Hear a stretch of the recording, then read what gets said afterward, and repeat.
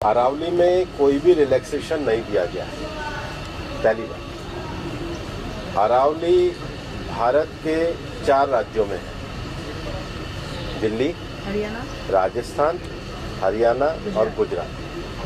Total Aravalli 39 districts में है। अरावली की पिटीशन 1985 से चल रही है।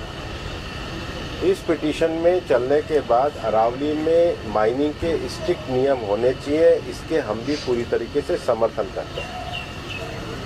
सुप्रीम कोर्ट ने चारों राज्यों को कहा कि अरावली की सेम डेफिनेशन होनी चाहिए।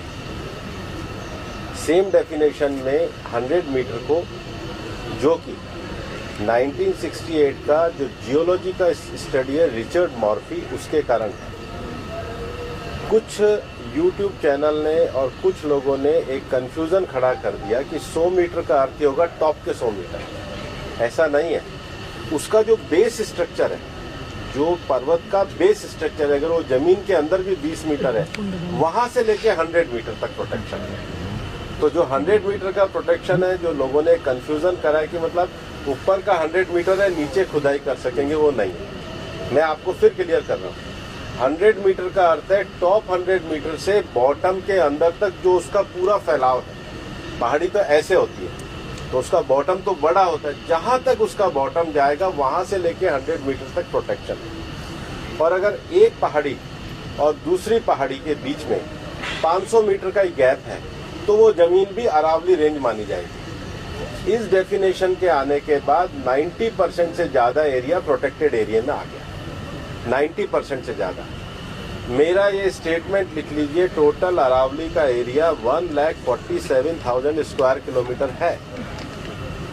इसके बाद केवल अभी की जो मेरे पास 39 डिस्ट्रिक्ट है, केवल 217 किलोमीटर, मतलब 2% में ही माइनिंग हो सकती है, और वो भी हर तरीके से नहीं हो सकती। उसके लिए भी सुप्रीम कोर्ट ने डायरेक्शन दिया है कि आपने जैसे सारंडा और झारखंड में एक पूरा पहले माइनिंग प्लान बनाया है, वो प्लान तैयार करिए।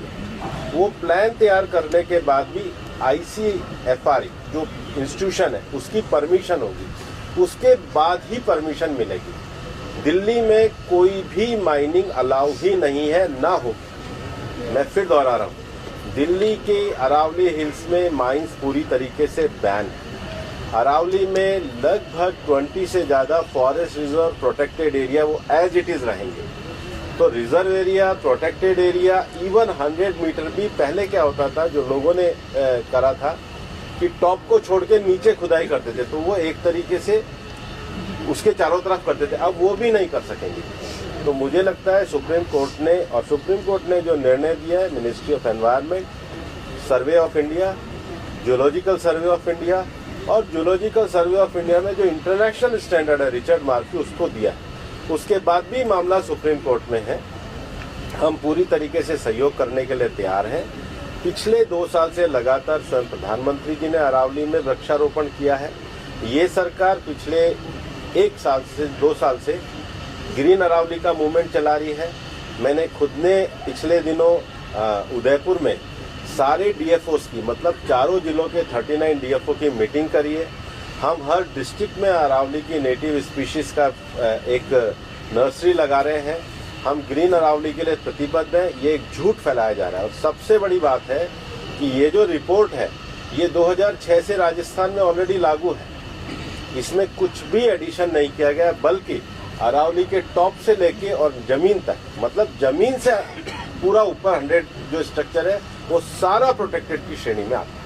सर, खबर देखने के लिए धन्यवाद। कृपा करके सब्सक्राइब करें गंगाधरा न्यूज नेटवर्क को।